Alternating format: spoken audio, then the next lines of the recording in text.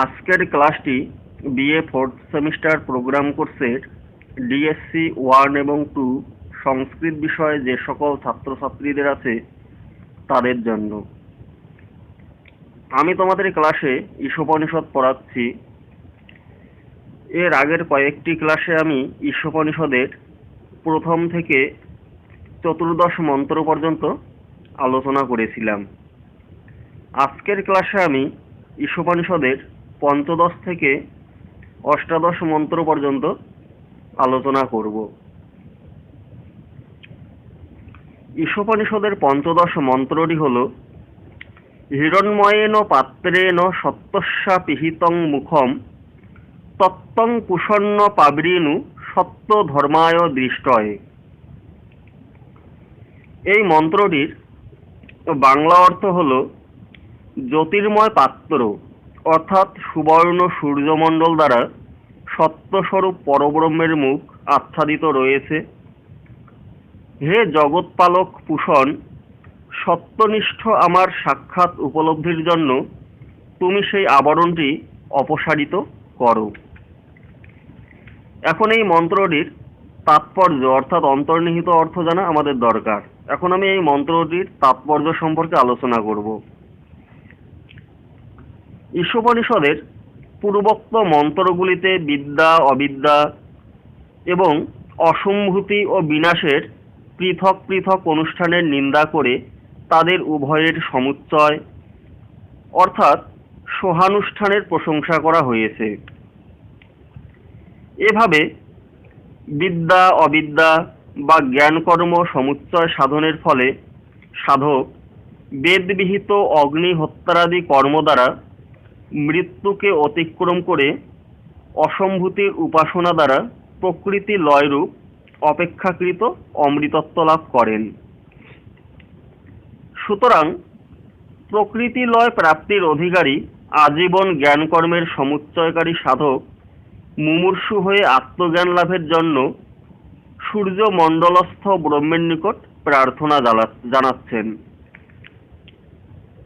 বৃহদারণ্যক উপনিষদে বলা হয়েছে, তদ তৎ সপ্তমসৌ স আদিত্য য এষ এতস্মিন মণ্ডলে পুরুষ যস্যায়ং দক্ষিণে অক্ষম পুরুষ এতদু ভয়ং সপ্তম।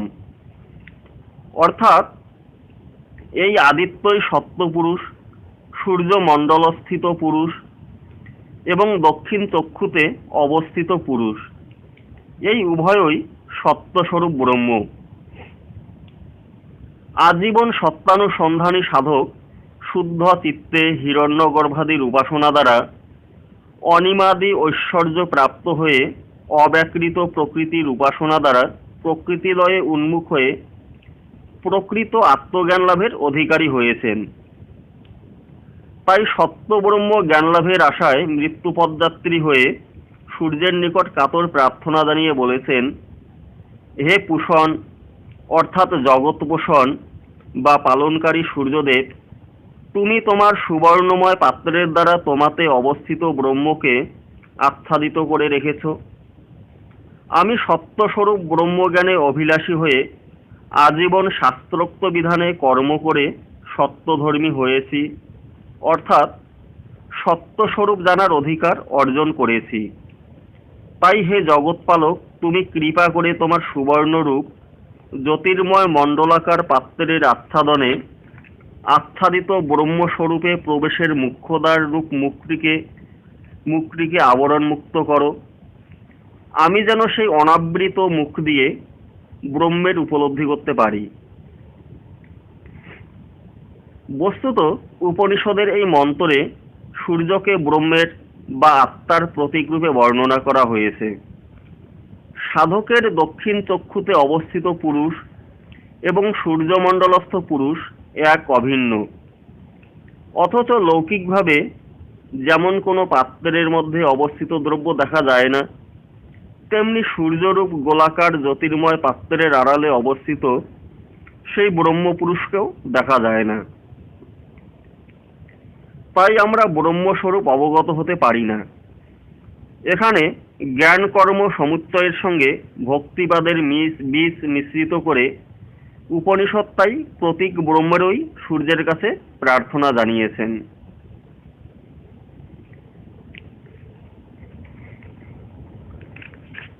ঈশোপনিষদের ষোড়শ মন্ত্রটি হল পুষণ্যে কর্ষে যম সূর্য প্রাজাপত্য বুহ রশ্মিন সমূহ তেজো যত্তে রূপং কল্যাণতমং তত্ত্বে পশ্যামি যো অসাবসৌ পুরুষ সো অহো মস্মি। এই মন্ত্রটির বাংলা অর্থ হল,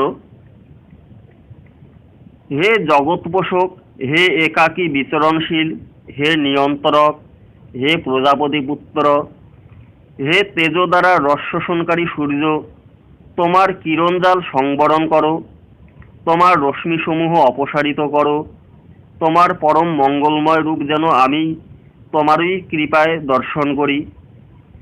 ওই আদিত্য মণ্ডলস্থ পুরুষ তো আমিই।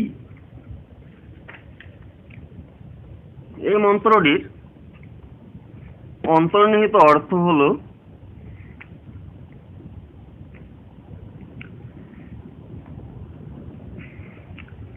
এই মন্ত্রটি পূর্ব মন্ত্রের ধ্বনির অনুসরণ বলা যায়। জ্ঞান ও কর্মের সমন্বয় সাধক ও সম্ভূতি ও অসম্ভূতির মিলিত উপাসক পরব্রহ্ম লাভের আশায় পুনরায় প্রার্থনা করেন যে, হে পুষণ, হে নিখিল জগতের পালনকারী, আমার প্রাণবায়ু অমৃত স্বরূপ অনিল বা সূত্রাত্মাতে মিলিত হোক। এখানে সূর্যকেই স্থূল জগতের সৃষ্টিলয়ের সঙ্গে স্থিতি অর্থাৎ পালনকারী হিসাবে পুষা বলা হয়েছে।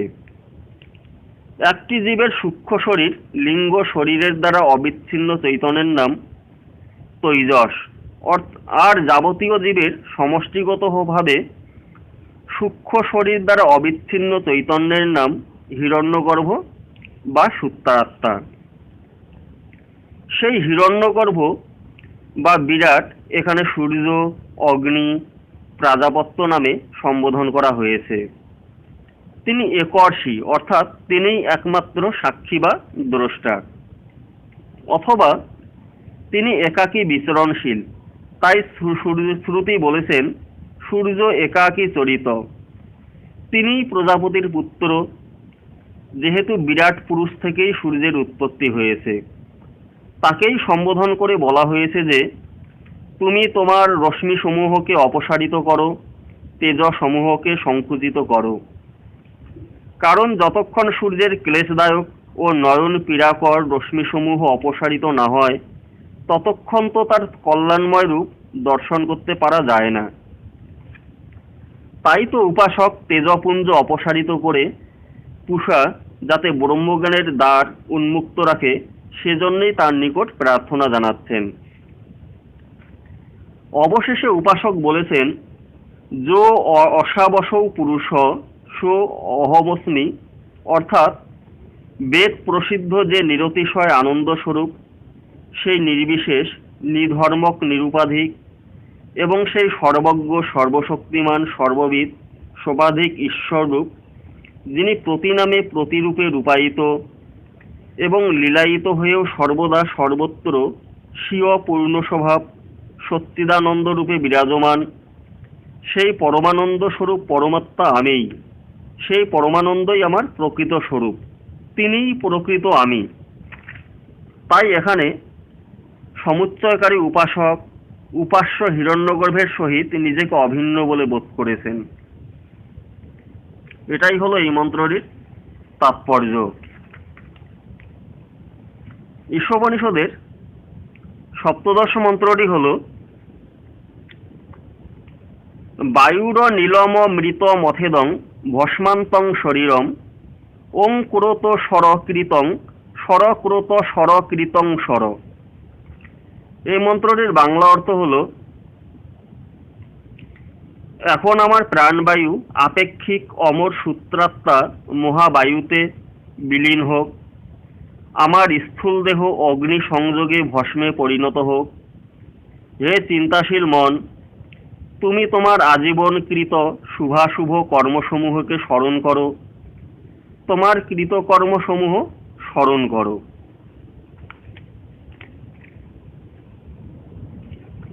এখন এই মন্ত্রটির তাৎপর্য অর্থাৎ অন্তর্নিহিত অর্থ সম্পর্কে আমি আলোচনা করব।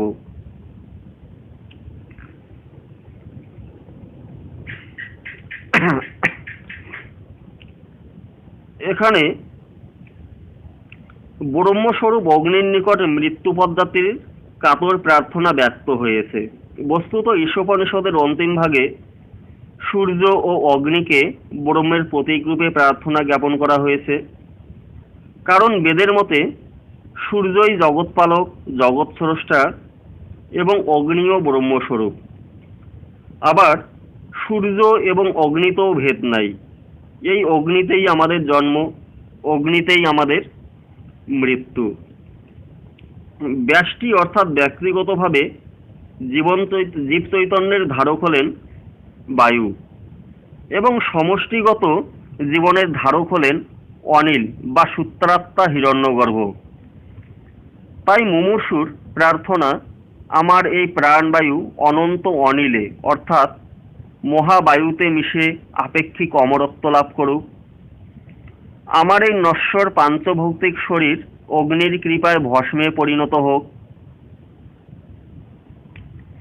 অর্থাৎ শরীর নাশে ক্ষিতি, অপ, তেজ, বায়ু ও আকাশ এই পঞ্চভূত যথাক্রমে পৃথিবী, জল, তেজ, মরুত ও বোম রূপ তন্মাত্রে মিশে গিয়ে আপেক্ষিক স্থায়িত্ব বা অমরত্ব লাভ করুক। ক্রতু অর্থে কর্ম অথবা কর্মফলক্ষিত যজ্ঞ, কিন্তু এই মন্ত্রে ক্রতু অর্থে মনোময় ব্রহ্ম বা চিন্তাশীল মনকে বোঝানো হয়েছে। এই মনে যাবতীয় কর্মের ছাপ থেকে যায়। মানুষ শৈশব থেকে মৃত্যু পর্যন্ত আজীবন যত কর্ম করে থাকে তার ফল সবই অন্তঃকরণে অর্থাৎ মন, বুদ্ধি ও অহংকারে জমা থাকে। মৃত্যুর অব্যবহিত পূর্বে সেই সকল কর্ম ছবির মতো মনে প্রতিবিম্বিত হয়।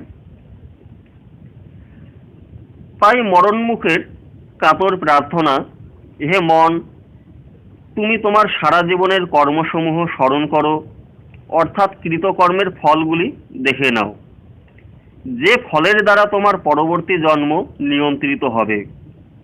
অর্থাৎ তুমি এ জন্মে যেমন যেমন কর্ম করেছ সেই সকল কর্মের শুভাশুভ ফলের ভিত্তিতে তোমার জন্মান্তর লাভ হবে। তাই তুমি তোমার কৃত কর্মগুলি স্মরণ করো।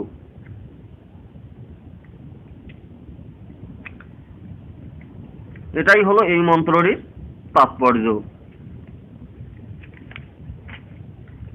ঈশোপনিষদের অষ্টাদশ মন্ত্রটি হলো অগ্নে নয় সুপথা রায়ে অস্মিন বিশ্বানি দেব বায়ুনানি বিদ্যান যুযোদ্ধস্মজ্জুহু রানো মেনো ভূয়িষ্ঠাংতে নম উক্তিং বিধেম। এই মন্ত্রটির বাংলা অর্থ হলো, হে অগ্নি, কর্মফল ভোগের জন্য আমাকে সৎপথে নিয়ে চলুন। হে দেব, আপনি আমাদের কর্মসমূহ জানেন, আমাদের কুটিল পাপকে ধ্বংস করুন। আমরা বহুবিধ অর্থাৎ পুনঃ পুনঃ নমস্কার বাক্য উচ্চারণ করছি। এখন আমি এই মন্ত্রটির তাৎপর্য সম্পর্কে আলোচনা করব।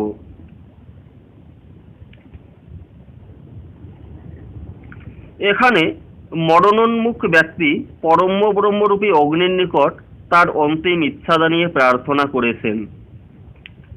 এই ব্যক্তি ছোটবেলা থেকে আজ পর্যন্ত অগ্নিহোত্রাদি বৈদিক যজ্ঞানুষ্ঠানে আত্মনিয়োগ করেছেন।